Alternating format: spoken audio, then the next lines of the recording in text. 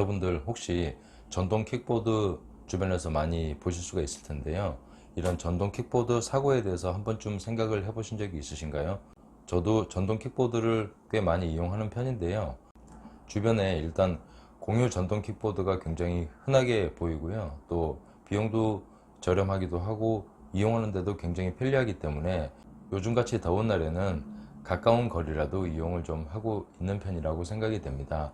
하지만 이렇게 편리하게 이용을 할 수 있고 또 많은 분들이 이용하시는 전동 킥보드와 관련된 사고에 대해서는 여러분들이 어떻게 대처를 하셔야 되는지에 대해서는 잘 모르실 텐데요. 내가 가해자가 될 수도 있고 또 피해자가 될 수도 있습니다. 전동 킥보드와 관련한 사고에 대해서 어떻게 대처를 하는 것이 좋을지에 대해서 말씀을 드려보도록 하겠습니다. 안녕하세요. 저는 현재 법무법인 지름길에 근무하고 있고요.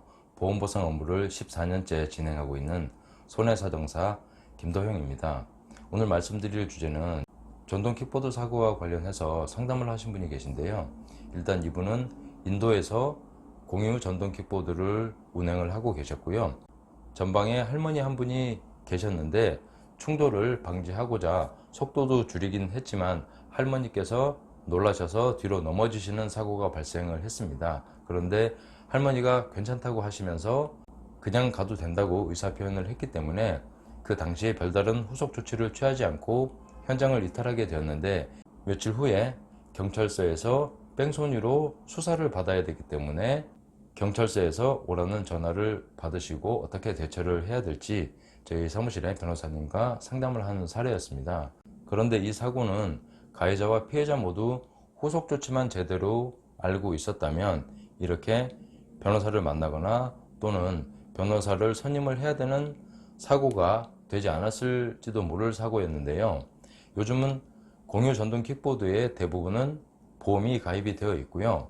사고로 다친 분이 계시다면 얼마든지 보험으로 처리가 가능한 경우가 많이 있습니다. 그런데 그 대처를 잘못했기 때문에 이후에 훨씬 더 큰 어려움이 발생을 한 케이스인데요.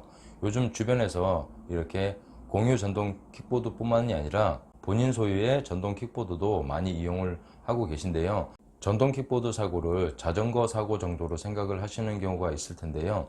전동 킥보드 사고는 오토바이 사고, 즉 교통사고라고 생각을 하시고 대처를 하셔야만 가해자와 피해자 모두 더 큰 손해를 방지를 할 수가 있습니다. 요즘 전동 킥보드 사고 굉장히 상담이 많이 있는데요. 한 번쯤 오늘 영상을 봐두시면 여러분들에게 유익한 영상이라고 생각이 됩니다. 영상 보시면서 유익하다고 생각되시면 영상 아래 구독 눌러주시는 것도 부탁드리겠습니다. 전동 킥보드 사고와 관련해서 첫 번째 대처는 가해자와 피해자 모두 이것을 교통사고라고 인식을 하시고 대처를 하는 겁니다. 피해자 입장에서는 대부분의 전동 킥보드 사고가 경상이 많기 때문에 사고가 발생을 했을 당시에는 크게 아프지 않지만 며칠이 지나서 아프다고 하시는 분들도 계시고요. 또 입원할 정도는 아니지만 통원 치료가 필요한 경우도 있기 때문에 치료비나 손해배상을 청구해야 할 가해자를 알지 못하게 되면 이것은 피해자가 모두 부담을 해야 되는 부분이 될 수 있기 때문에 꼭 사고가 발생을 하게 되면 경찰에 신고를 해야 된다는 부분을 기억을 하셔야 되고요. 또 경찰에 신고를 한다는 것이 조금 불편하게 생각이 되실 수도 있겠지만 최근에 전동 킥보드와 관련해서는 공유 전동 킥보드에는 대부분 보험이 가입이 되어 있고요. 또 가해자가 가입한 배상 책임보험에서도 보상을 받을 수 있기 때문에 가해자에게 직접적인 돈을 받는 것이 아니라 보험으로 처리가 된다는 부분이 오히려 더 부담이 작다고 할 수가 있습니다. 그래서 꼭 경찰에 신고를 하는 것이 나중에 발생할지 모를 손해에 대한 배상에서 여러분들이 증거 자료를 확보하기에 굉장히 수월한 방법이 될 수가 있고요. 가해자의 입장에서는 피해자가 경상이라고 하더라도 교통사고에 준하는 후속 조치를 하셔야 됩니다. 가령 피해자가 많이 다치지 않은 것으로 확인을 하셨다고 하더라도 반드시 연락처를 주고받는 것이 현장을 이탈했을 때에 받게 되는 흔히 뺑소니라고 말하는데요. 대처를 잘못하시게 되면 형사 책임이 발생을 할 수가 있고요. 민사와 관련한 손해배상에 대해서는 보험으로 충분히 처리가 가능한 경우가 많기 때문에 꼭 가해자와 피해자는 전동 킥보드 사고를 교통사고라고 생각을 하셔서 조치를 하시는 것이 더 큰 손해를 방지할 수 있는 방법이라고 할 수 있겠습니다. 전동 킥보드 사고에 대한 후속 조치를 제대로 하지 못하게 되었을 때 가해자인 경우에는 교통사고 가해자와 같은 책임을 지게 됩니다. 전동 킥보드는 법률상 자동차에 더 가깝다고 생각을 하셔야 합니다. 특히 인도 위에서 전동 킥보드를 많이 운행을 하고 계신데요.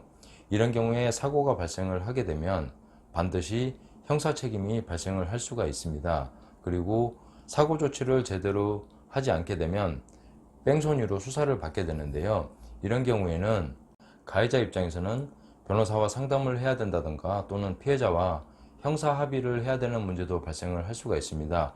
물론 벌금을 내야 하는 경우도 발생을 할 수가 있습니다. 또 피해자분들도 사고 대처를 제대로 하셔야 될 부분이 주변에 CCTV나 목격자가 있는 경우도 있겠지만 사고 발생 며칠 후에 이런 부분을 신고하게 되면 가해자를 찾지 못하는 경우도 가끔 발생을 하고 있기 때문에 꼭 가해자와 피해자는 전동 킥보드 사고를 교통사고라고 인식을 하시고 대처를 하셔야만 더 큰 손해가 되는 것을 방지를 할 수가 있습니다. 전동 킥보드 사고에 대해서 피해자의 입장에서 보상을 어떻게 받을 것이냐 라는 부분을 말씀을 드려볼 텐데요. 경상이라고 하면 교통사고 경상과 비슷하게 생각을 하시면 됩니다. 주로 현재 시점에서 발생한 치료비를 청구할 수 있고요. 향후에 발생할 치료비를 계산을 잘 해서 보험회사에 요구하는 방식으로 합의를 보실 수가 있고요. 중상이라고 하면 교통사고 중상 환자와 같은 방식으로 청구를 할 수가 있습니다. 위자료가 있을 수 있고요. 그리고 휴업손해가 있습니다.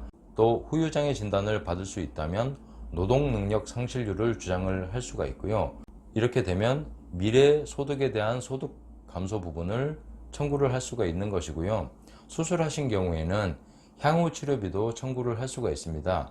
다만 중상이든 경상이든 보험회사와 다툴 때는 과실 비율에 대한 분쟁을 할 수밖에 없다는 부분이 남아 있고요.